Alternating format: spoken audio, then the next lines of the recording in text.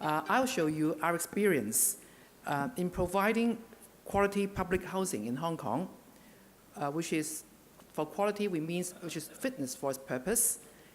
We provide green, lean, safe, smart, healthy, and comfortable living environments for the low-income families in Hong Kong. And we are a poor developer, although one of the biggest. And indeed, we have a lot of challenges with Hong Kong being a city where we only have about 1,100 square kilometers of land, and only about a quarter of it is being developed. And so we have been using a very small proportion of our land, and we have no choice but to build high. And as a norm, I can show you for high-rise buildings, we're not very tall. We haven't got those super high-rise buildings for residential. Normally, for public housing, we build 40 stories, which is around 120 meters above ground. So that's our height, which is quite a norm. And over 30 stories is, again, a norm for us to build. So today, I'm going to share with you a few topics. First is passive design. Second, noise mitigation. Third, carbon emission estimation. And fourth, how we use BIM to help us in our work. So Hong Kong Housing Authority develops a public housing program, and we help low-income families gain access to affordable quality housing. And we have to work with people. So apart from rational use of resources, and we provide a through train service from planning, design, construction, to maintenance and management of properties, right through to redevelopment. We have to make sure that we work with our team, and we build a competent team to work for us. Not only our staff, which is over 9,000 in our department, and we have work with us our consultants, service providers, contractors, consultants, and suppliers. Some of them may be working not in Hong Kong, but elsewhere. And how we build this team to work for us in an effective way is a way to manage. And our core values being the 4 Cs, which is caring, customer-focused, creative, and committed. And so we have to cascade our core values to everybody in our supply chain, and that is the challenge. So we apply a people-centric approach, and we serve the public. And more than 2 million people are living in the public rental housing properties, and which is over 2 million population in Hong Kong. So you can see the quantum. Maybe I'll just go back 2 slides. This will show you the quantum. We provide public rental housing for over 2 million people, and we have in our stock 750,000 flats. And our building program in the coming 5 years, we're building over 90,000 flats in total. And we have with us over 2 million population and about 14,000 workers every day. And this is the quantum of the stock, a population we serve, and the people we have to work with. And we have to build a sustainable community.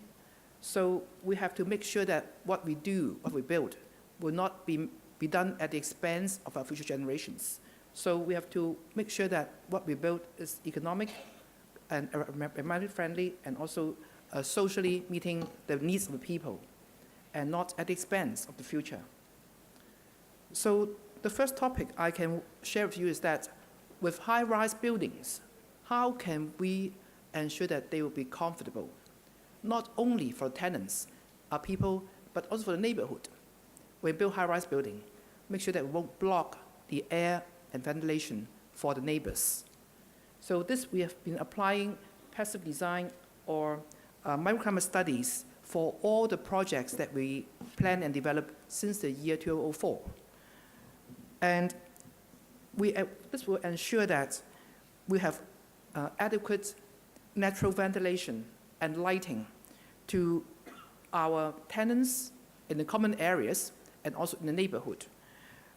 And it is of paramount importance in designing and planning for these sustainable neighborhoods to build harmonious societies. So in refining the estate planning and layout, we do a lot of simulations, and we have been applying the CFD for the Microclimate Studies and then air ventilation assessments to all projects to make sure that we'll get the best layout and the best building design. So since 2004, we have been applying this Microclimate Studies to all the projects, and we may have to specially design some features like air corridors or ventilation bays at the lower floors to raise them to allow air to pass through our buildings without blocking the ventilation of the neighborhood. And in the common areas, as you may see, for the corridors, we'll provide natural lighting and ventilation to ensure that the lift lobbies will be well ventilated by natural ventilation without resorting to the use of mechanical ventilation. This will help to reduce the energy consumption and also the carbon emission. So we are very mindful of these aspects of design, and all the planners and designers have to go through these kinds of studies in the early planning and design stage. So you may see from the slides that there are provision of ventilation bays at the ground floor and the first floor of one building that we build to make sure that the air can pass through to the central atrium or to the neighbors. And with all these studies that we have been conducting, we will ensure that there will be outdoor thermal comfort as well as the indoor comfort for the tenants inside the flats. So for everything we do, we will make sure that what we design and build will ensure comfort to tenants and to ensure a healthy environment for them. So from this slide, you can see that there's ventilation corridors with natural lighting to achieve energy saving up to 15% for the communal areas. And then we will provide ventilation corridors and also natural ventilation or other means to ensure that the communal areas and neighborhood play areas will be comfortable for all. Because we have a very small living environment inside the flat, the allocation standard is 7 square meters per person. But for the open space, we have a standard will provide at least 1 square meter per person for open space. So they will treat the open space as their living room or the outdoor living room that they will treasure. And that is the place where they will use as a place for their gathering, for mingling, and for social interaction. So greening in abundance can help to avoid urban heat island effect and also provide a comfortable environment for the people to use as their open space or their living room, which is an outdoor living room. So this is the kind of facilities that we could provide for our people. This will ensure better air quality and also maximize greening. Also better health. And you may see that Hong Kong is so compact and so dense, but for the life expectancy, I think we have the longest life expectancy for both men and women in the world. So this is rather strange, right? Because you find this place is so congested, so tight, and yet people can live long. And perhaps some kind of social interaction, social integration, they can live happily in the neighborhood of others is also one very important factor. And I think this is just some examples of how we provide our green spaces for people, as well as some community farms for them to use as well. And we will, at the planning stage, we will integrate the use of BIM and also GIS for our studies for the environmental design. And this will enable us to have a better understanding and better use of technologies to provide sustainable design, which is also comfortable to the users and tenants after all. So I think we will make best use of the technical input that we can get hold of to do our best. And next is noise mitigation. Now, for those who are living elsewhere or who are using mechanical ventilation, perhaps noise is not a concern. But for public housing, we do not provide air conditioning. And we have to make sure that the flats will be well ventilated by natural means and then free from noise nuisance from the adjacent roads or sometimes fixed noise sources. So this is what we have to do. Mitigate noise to create comfortable living environment for residents. So mitigation measures include the at-source mitigation, such as the low noise surfacing, and then along the path of propagation, noise barriers, building setback, and also some non-noise sensitive buildings as buffers. And also at the receiver end, we will provide some features like fins, and also latest design is acoustic windows and acoustic balconies to mitigate noise. And for abating noise at the transport interchange, we have to build the noise covers to ensure that the residents will be free from noise nuisance. So this is an example of how we use acoustic window and acoustic balconies to change the path of the noise, but to allow air to pass through. And these we have been conducting a lot of studies since, I think, the year 2007 and thereafter. We have to conduct these studies to make sure that we will provide quiet environment for our tenants and allowing ventilation. This is not a simple task.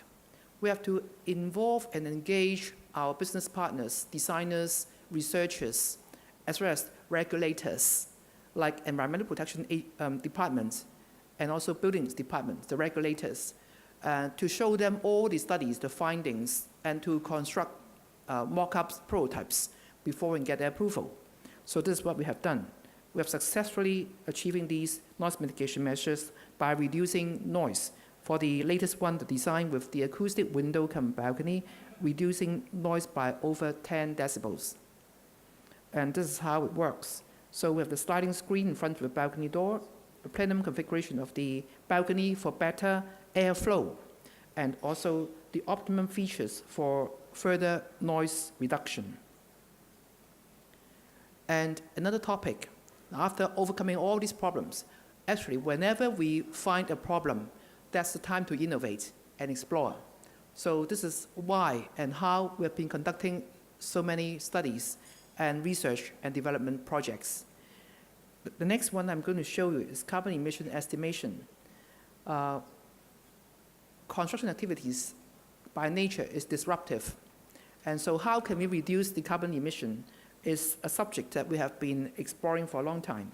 So, and in the year 2010, the government has a pledge to reduce the carbon intensity of at least 50 to 60% by 2020 with 2005 as the baseline. So we have to make sure that what we do will enable us to reduce carbon emission. So we have been conducting studies, and then initially we have the life cycle assessment and life cycle analysis for buildings since 2005. And later on, in the year 2010, we have been conducting our assessments for the life cycle of carbon emission for the major components and materials from cradle to grave for buildings of a life of 100 years. So now our buildings, we expect them to last for 100 years. And these are the 6 aspects in the carbon emission estimation model that we have been applying. The first is the material consumed during construction, and the second is building structure, and third is the communal building services installations for buildings of 100 years. And fourth is renewable energy. The fifth one is tree planting. The sixth one is demolition. So we apply these 6 aspects in our work. And for all projects at the design stage, all designers must go through this study and analysis to make sure that the carbon emission estimation of all these 6 aspects will meet our standards. And based on this CFE model, the communal building services installation is the biggest proportion which contributes towards these carbon emissions. So that is therefore in our interest to reduce the use of these mechanical services and building service installations. That's why you can understand and appreciate why we use passive design. So this is roughly our model, and all design teams must comply with the requirements and also to reduce the proportion of carbon emission if possible. And for the challenges ahead, we may expect that to achieve a zero carbon building for public housing developments will be a long journey or a near impossible mission, because we can only we can achieve low carbon, but not zero carbon, because of the building footprint and the floor plates. But when we have a chance to do better, then good is not enough. So we will always strive to work better towards green technology, low embodied carbon building materials, and to arouse public awareness on energy saving. So we will try our best to ensure low carbon and low energy for future. And the next topic I'm going to share with you is how we use building information modeling and also how we use IT to help us in our work. So BIM can help us in all the job stages, from feasibility study, design, planning design, and also to the construction, as well as completion and facilities management. So we have been applying the use of BIM and also GIS for the feasibility stage and the planning stage.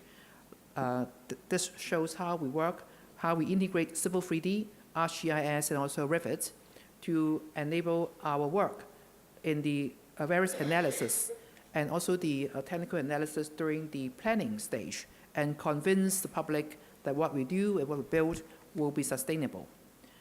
And for scheme design, we can use it for value management to compare design options, and detailed design stage, how we use analysis and different softwares like integrated use of BIM and also environmental analysis softwares for sustainable design, like how we can use the two-level lighting system to save energy and also cater for the needs of the visually impaired persons. And for construction stage, BIM can help to coordinate the building services and the building structures without clashes. And for the construction stage, this is a project that we have completed a few years ago, and it's the first project that we applied BIM in the year 2009 to analyze the foundation and the earth retaining structures, and also how it will work smoothly during the construction stage for a building which is sitting on 3 different platforms and levels. And during construction stage, we use BIM to improve the construction performance, and also we study the integrated use of BIM and RFID for the logistics for the manufacturing of the precast components, and then transporting them to the site for construction. And this is another research project that we have been working with the industries and universities together. And this is how we use BIM to improve the construction performance in a project that's now under construction in Twin Mun Area 54 by applying the RFID and also BIM. And in future, for the facilities management and maintenance stage, we can visualize the underground utilities that can help to facilitate future property management work, and to make sure that when they dig up the ground for maintenance, it won't disturb the others. And this will help how we can use it to apply for a building which is a shopping center that can help facilities management.